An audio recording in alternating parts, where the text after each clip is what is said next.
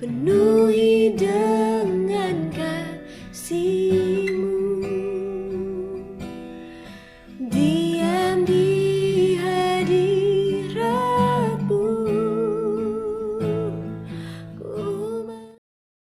Shalom, kita bertemu lagi saudara-saudara, Bapak Ibu, dalam renungan pada hari ini. Lama kita tidak berjumpa, tapi kita berusaha bertemu melalui video begini, ya. Kita bisa tetap menjalin satu hubungan yang baik. Kita akan memulai semuanya ini, kita akan berdoa terlebih dahulu. Bapa dalam surga, di dalam nama Tuhan Yesus, terima kasih Tuhan, Engkau memberikan waktu yang baik buat kami semua Bapa. Biar kami boleh mendengarkan sabda firman-Mu dimanapun kami berada Tuhan. Engkau tetap menyertai kami. Engkau urapi kami semua dengan kuasa Roh Kudus-Mu, biar mata hati kami terbuka, kami mengerti akan sabda firman-Mu, akan rencana-Mu yang indah buat kami semua, dan kami tetap boleh dikuatkan oleh firman-Mu. Terima kasih Bapa, di dalam nama Tuhan Yesus kami berdoa, haleluya, amin. Bapak Ibu Saudara sekalian, pada hari-hari ini kita akrab sekali dengan istilah lockdown, dengan istilah isolasi, karantina, ya, di mana-mana seringkali kita mendengar hal-hal kayak gitu. Di media sosial, kita lihat di TV ataupun membaca koran dan lain sebagainya. Kita melihat hal-hal tersebut.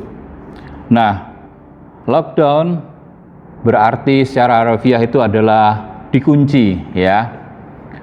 Demikian juga untuk istilah karantina, istilah-istilah yang lain yang intinya tidak boleh berhubungan dari dalam keluar, dari luar ke dalam. Tapi buat kita sebagai anak-anak Tuhan, orang-orang yang percaya kepada Tuhan Yesus, apa yang maksud dari semuanya ini? Ya, kita harus menyadari, menerima semua ini dengan rasa yang bersyukur bahwa Tuhan punya rencana, punya keinginan bahwa kita harus duduk diam, ya, mengisolasi diri kita terhadap apa? Terhadap keinginan-keinginan kita yang banyak sekali mungkin tidak menyenangkan hati Tuhan, terhadap hobi-hobi kita yang selama ini Tuhan sudah berikan waktu yang panjang buat kita, bertahun-tahun kita diizinkan pergi ke sana kemari menikmati segala sesuatu. Tapi waktu untuk Tuhan bisa dihitung hanya berapa persen kita duduk diam bersama Tuhan. Nah, saat ini kalau toh dari pemerintah ataupun penguasa setempat menginginkan bahwa kita harus duduk diam, harus mengisolasi diri, kita harus menerimanya dengan pikiran positif bahwa Allah kepingin kita untuk duduk diam di hadirat-Nya, untuk lebih lagi mencari hadirat-Nya, mencari apa yang Dia mau di dalam kehidupan kita. Dengan cara apa? Kita bisa berdoa, kita bisa membaca firman. Yang tadinya kita mungkin 2 hari sekali membaca firman Tuhan atau berdoa asal aja, saat ini banyak waktu disediakan untuk kita bertemu dengan Tuhan, ya, untuk bercakap-cakap, untuk mengerti kehendak Tuhan. Kita akan baca satu ayat di dalam Matius pasal 6 ayat yang ke-6, dikatakan demikian.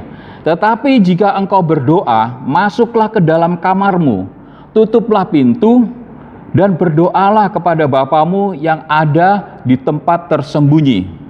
Maka Bapamu yang melihat yang tersembunyi akan membalasnya kepadamu. Nah, di sini dikatakan bahwa mari kita duduk diam, masuk ke dalam kamar, istilahnya kita mengisolasi diri, ya. Cuman ada kita dengan Tuhan secara pribadi. Kita akan berdoa, mencurahkan segala isi hati kita, bahkan menyembah Dia, memuliakan Dia, bercakap-cakap secara pribadi. Itu yang Tuhan kehendaki. Seperti bapak dengan anaknya. Kapan kita bisa bercakap-cakap secara pribadi, secara empat mata, dari hati ke hati. Dia mencurahkan isi hatinya, demikian juga kita mencurahkan isi hatinya. Itu yang dikehendaki oleh Tuhan. Jadi waktu yang diberikan kepada kita sebagai isolasi atau karantina 2 minggu ataupun 1 bulan, itu tidak akan terasa lama, tidak akan terasa menjenuhkan. Karena Tuhan punya rencana yang indah di dalam kita. Bayangkan, Allah yang begitu berkuasa, Allah yang begitu besar, Dia memberikan waktu kepada kita untuk bercakap-cakap, untuk berkeluh kesah, untuk memuji dan menyembah Dia di dalam kesendirian kita dengan Dia. Luar biasa. Jadi Bapak Ibu Saudara yang ada di rumah, yang saat ini juga menyaksikan tayangan ini, jangan pernah putus asa, jangan pernah berpikir, waduh, aku nggak bisa kemana-mana, aku kepinginnya sudah pergi, aku sudah sumpek di rumah. Jangan, Tuhan punya maksud bahwa kita harus lebih mendekatkan diri kepada Dia. Kemudian di dalam Yesaya pasal 30 ayat yang ke-15 dikatakan demikian. Sebab beginilah firman Tuhan yang Maha Kudus, Allah Israel. Dengan bertobat dan tinggal diam, kamu akan diselamatkan. Dalam tinggal tenang dan percaya terletak kekuatanmu. Nah, apa gunanya kalau kita sekarang panik? Apa gunanya kita itu berpikir yang tidak-tidak? Sedangkan firman Tuhan mengatakan kita harus tenang.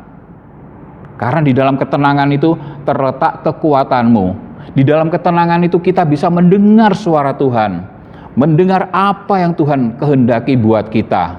Disitulah kekuatan, bukan kekuatan secara pribadi, tapi kekuatan yang daripada Allah. Itu yang membuat kita menang. Itu yang membuat kita itu tetap bersukacita di dalam Dia. Tuhan Yesus luar biasa. Kita termasuk dalam orang-orang yang berbahagia, orang-orang yang beruntung, punya Allah seperti Dia. Dia mengaruniakan damai sejahtera di dalam hati setiap mereka yang mencari, kepada mereka yang mengulurkan tangan, menaikkan tangan kepada Dia. Dia akan turun tangan terhadap setiap pribadi tersebut. Dan dalam ayat yang terakhir bisa saya sampaikan bahwa di dalam Amsal 24 ayat yang ke-10, jika engkau tawar hati pada masa kesesakan, kecillah kekuatanmu. Nah, jangan sampai kita itu tawar hati, jangan sampai kita itu putus asa karena keadaan yang terjadi saat ini. Ya, seluruh dunia mengalami hal ini. Tapi tidak setiap pribadi mengenal Tuhan Yesus.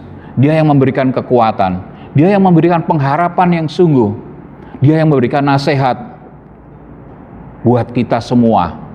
Melalui hamba-hambanya, melalui firman Tuhan, melalui puji-pujian.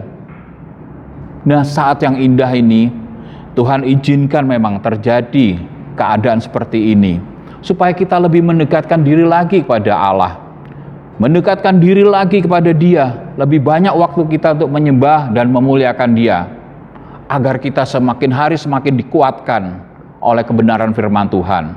Sungguh luar biasa Allah kita. Kita bersyukur, kita tetap semangat, ya.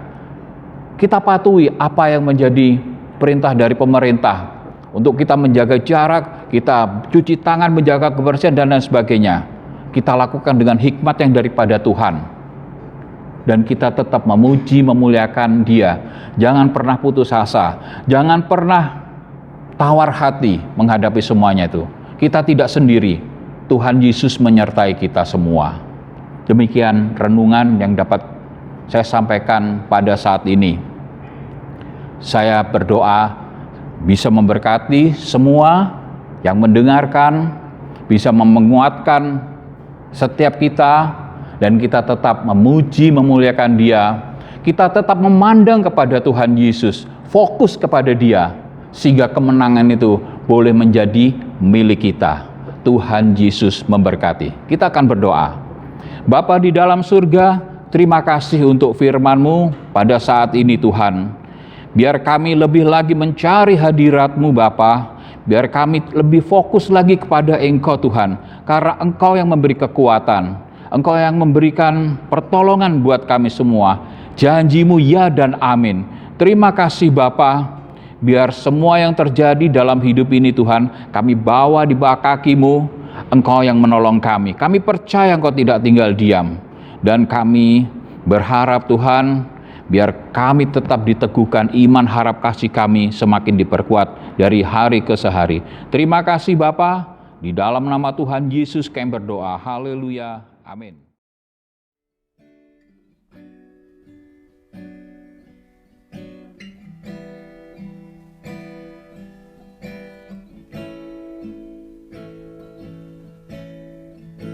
Penuhi hatiku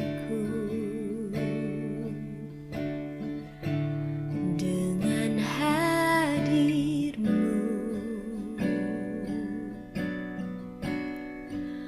Ku rindu memandang wajah-Mu, oh Tuhan, di dalam kekudusan-Mu.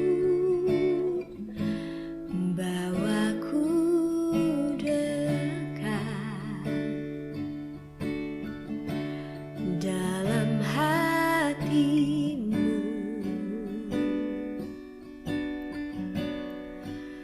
Ku rindu mendengar suara-Mu, oh Tuhan, di tempat kudus-Mu sekarang.